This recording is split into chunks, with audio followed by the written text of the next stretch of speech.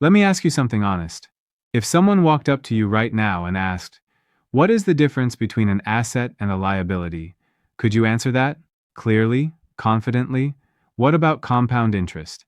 Net worth? Inflation? If any of those words made you pause, this video was made for you, because here's the truth. The people who understand these concepts, even at a basic level, make fundamentally different financial decisions than the people who don't. Not because they earn more, not because they got lucky, because they speak the language of money. And today, we're going to teach you that language. 7 concepts, explained simply. No jargon, no textbooks, just the things you genuinely need to know, and what they mean for your life right now. Let's go. Concept number 1, and this one changes everything. Assets versus liabilities. Here is the simplest way to understand the difference. An asset puts money into your pocket. A liability takes money out of your pocket. That's it. That's the whole concept. But let's make it real. A rental property that generates income every month, that is an asset. A car that costs you insurance, fuel, maintenance, and payments every month, that is a liability. A savings account earning interest, asset. A credit card balance charging you interest, liability. A skill that earns you freelance income, asset. A subscription you forgot to cancel, liability. Now here is where it gets interesting. Most people spend their entire working lives accumulating liabilities. The bigger car, the newer phone, the upgraded apartment. All of these feel like success. But financially, they are holes in your bucket. The wealthy, and I mean genuinely, sustainably wealthy, obsessively acquire assets, things that generate income, things that grow in value, things that work, while they rest. So here is your question for today. Look around your life right now. How many assets do you have versus liabilities? That ratio is your financial report card. Concept number 2, possibly the most powerful force in personal finance. Albert Einstein, whether or not he actually said this, is often quoted as calling compound interest the 8th wonder of the world. And honestly, whoever said it was right. Here's how it works. Simple interest means you earn interest only on the money you put in. Compound interest means you earn interest on your interest. Your money grows, then the growth grows, then that growth grows. It sounds small at first, but over time, it becomes extraordinary. Let's put numbers to it. You invest $1,000 at 10% annual interest. Year 1, you have $1,100. Year 2, you earn interest on $1,100, not just the original 1,000. So now you have $1,210. Year 10, without adding a single dollar, you have $2,593. Year 30, still without adding anything, you have $17,449 from $1,000. Now imagine you add money consistently every month. The numbers become almost hard to believe. But here's the other side of this coin that nobody talks about. Compound interest works just as powerfully against you. Credit card debt compounding at 20% a year. A loan you're only making minimum payments on. The same force that builds wealth for the investor destroys it for the debtor. So the lesson is this: make compound interest your ally as fast as possible, and make sure it is never your enemy. Concept number 3, and this one reframes how you measure financial progress. Net worth. Most people measure their financial health by their income. How much do you make? What's your salary? But income is not the full picture. Net worth is. Here is the formula, and it is beautifully simple. Everything you own minus everything you owe. Your savings, your investments, the value of your car, your property, minus your debts, your loans, your credit card balances, your mortgage, whatever is left is your net worth. Now, your net worth might be negative right now, and if it is, that is okay. Most young adults start with a negative net worth. Student loans, car payments, credit cards. The number is not the point. The direction is. Is your net worth growing? month by month, year by year? Because someone earning $50,000 a year with zero debt and $20,000 in investments is in a stronger financial position than someone earning $100,000 a year with $150,000 in debt. Income looks impressive. Net worth tells the truth. Calculate yours today. Write it down. Then watch it grow. Concept number 4. The silent thief. Inflation. Inflation is the gradual increase in the price of goods and services over time. In other words, the same amount of money buys less and less as the years go by. 10 years ago, a coffee cost $2. Today, it costs $5. 10 years ago, rent in most cities was half of what it is now. The money didn't change, but what it could buy shrank. Here is why this matters for you personally. If your money is sitting in a regular savings account earning 1% interest and inflation is running at 3%, you are losing purchasing power every single year. You are technically getting poorer while your balance goes up. This is why keeping large amounts of cash idle for long periods is actually a financial risk.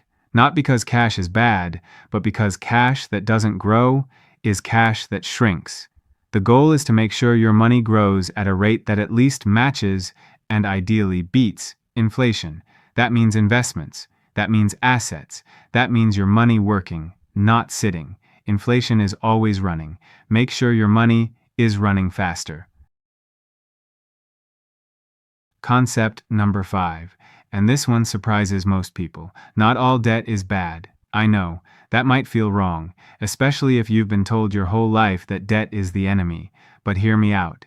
Good debt is debt that is used to acquire something that grows in value or generates income. A mortgage on a property that appreciates over time, that can be good debt. A student loan that leads to a significantly higher earning career, that can be good debt. A business loan that generates more revenue than it costs, that is good debt. Bad debt is debt used to fund consumption. Things that lose value the moment you buy them. Things that generate no income. Things that exist purely to satisfy a want in the present, at a cost to your future. Credit card debt for clothes and restaurants. A car loan for a vehicle that depreciates the moment it leaves the lot. Buy now, pay later schemes for things you didn't need. Bad debt costs you twice. Once for the thing, and again, with interest, for the privilege of buying it before you could afford it. The framework is simple. Before you take on any debt, ask one question. Will this debt make me money or cost me money? If the answer is cost, think very carefully. If the answer is make, think carefully still, but the conversation is different. Concept number 6. The one that protects everything you build. Diversification. You've probably heard the phrase, don't put all your eggs in one basket. In finance, that phrase is worth thousands of dollars. Diversification means spreading your money across different types of investments, so that if one goes down, the others can hold you up. Imagine you put all your savings into one company's stock. That company has a bad year. The stock drops 60%. Your savings drop 60%. Now imagine instead, your money is spread across 100 companies, different industries, different countries. One company collapses. You barely feel it, because the other 99 are still standing. This is the power of diversification, and it applies beyond just investments. Diversification of income is just as important. If you have one job, one income source, and that job disappears tomorrow, everything disappears. But if you have a job, and a small side income, and a savings account, and a growing investment, losing one piece doesn't destroy the whole picture. You don't have to build all of this at once. But the goal, over time, is to make sure no single point of failure can end your financial story. And concept number 7, the one that most people get confused about for years, saving versus investing. They are not the same thing, and treating them as the same thing is costing people enormous amounts of wealth. Saving is putting money aside in a safe, accessible place, a savings account, a cash reserve, money you can get to quickly if you need it. Saving is for short-term goals and emergencies. It is protection money, safety net money. It is not wealth-building money. Investing is deploying your money into assets that have the potential to grow significantly over time. Stocks, index funds, real estate, businesses. Investing carries risk. Your money can go down before it goes up, but over long periods of time, historically, investing consistently outperforms saving dramatically. Here is the mistake most people make. They save, but they never invest. They have money sitting in a bank account earning almost nothing, while inflation quietly eats away at its value because investing feels complicated or scary. But here's the truth. You don't need to be a stock market expert to start investing. A simple index fund, which automatically spreads your money across hundreds of companies, requires almost no expertise to start, and historically, it has been one of the most reliable wealth-building tools ever created. Save for emergencies, save for short-term goals, but invest for your future. Because saving preserves your money. Investing grows it. 7 concepts. Let's bring them home. Assets versus liabilities. Know which one you're building. Compound interest. Make it work for you before it works against you. Net worth, your real financial report card. Inflation. Make sure your money runs faster than it. Good debt versus bad debt. Ask whether debt makes you money or costs you money. Diversification. Never let one failure end your whole story. Saving versus investing. Save for now, invest for later. None of these required a finance degree. None of them required a big income. They only required someone to sit down and explain them clearly. Now someone has. What you do with that knowledge is entirely up to you. Here is your assignment. Pick one concept from today, just one, and take one action based on it this week. Calculate your net worth, cancel a liability, open an investment account, pay more than the minimum on a debt. One concept, one action, this week, small moves. If this video helped you understand money just a little bit better, share it with someone who needs it, and subscribe for a new video every week, because there is so much more where this came from. I'll see you next week.